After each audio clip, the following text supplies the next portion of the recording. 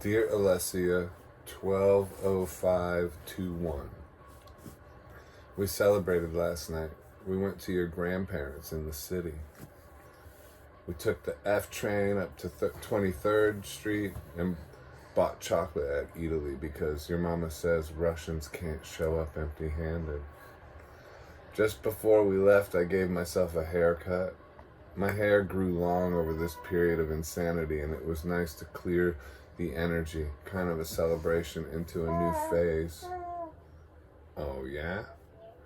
And I felt excitement and rejuvenation as we rode the subway uptown, you demanding to be held most of the way, or standing on my knees practicing a future walk.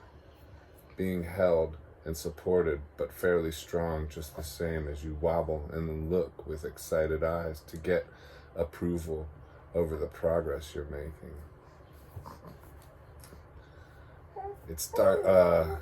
Not much changes in human nature as we age. We just look in different directions for our sources of approval.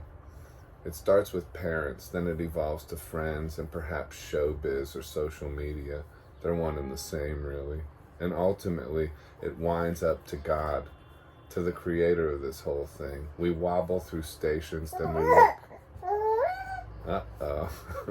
We wobble through stations, then we look to the sky, or to the heart of our fellow man, and ask in silence, how are we doing?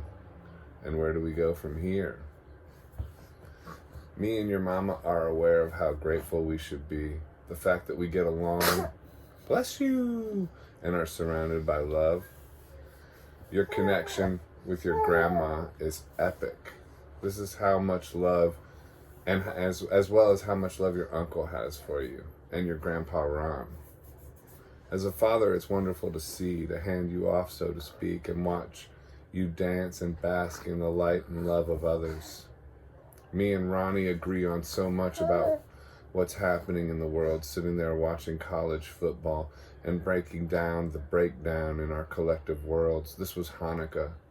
We had lamb and fish wrapped in foil, stuffed with rosemary, latkes, and these amazing jelly donuts that Anna was so excited for me to try.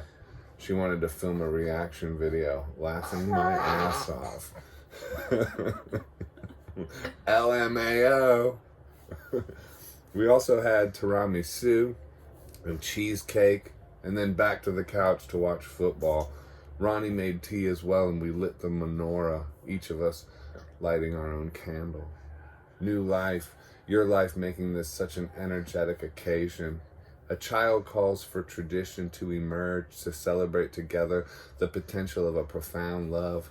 Holidays are for children and unify families, to help adults who are often broken by life come together and merge and mend in the spirit of love, to create a fortress of tradition for their young, and to honor God through the love of a child. Right? We rode the train back. Your mama was going to go to your grandma's with you, but we decided to all hang together. You want to come up with me, she asked. I laughed and said, no, I gotta launch these NFTs. We rode home as a family, and you got grumpy, which was fair enough. All that energy requires a respite. I held you all the way back to Brooklyn, and you slept hard in my arms, not even waking up as we bought more food at the bodega near our spot to continue our feast long into the night. We spoke how the tides must be turning as we walked home. Me and your mama did. I said to her, it's getting to be an uncomfortable thing for people to back camps and all that, endless pricks and all that. The constantly moving goalposts, which move all the time into totalitarian control. At a certain point, it becomes so absurd that that if you back it, makes people complicit with something not only ridiculous, but also something dangerous to be complicit with. It just gets like that after a while. More and more people are seeing the absurdity of their freedoms wearing down, and how obviously dangerous and grueling that will undoubtedly become. Plenty of bands and artists have already backed the Big Brother, big pharma machine, ironically even rage against the machine, who are now raging against the machine of freedom by only playing music to those who acquiesce to government injections. How wild is that already? But take it a step further. Will they eventually only play concerts for people who celebrate internment camps? I mean, it just becomes crazy. One step beyond where we are, a step other countries are already taking. Australia, Germany, Austria.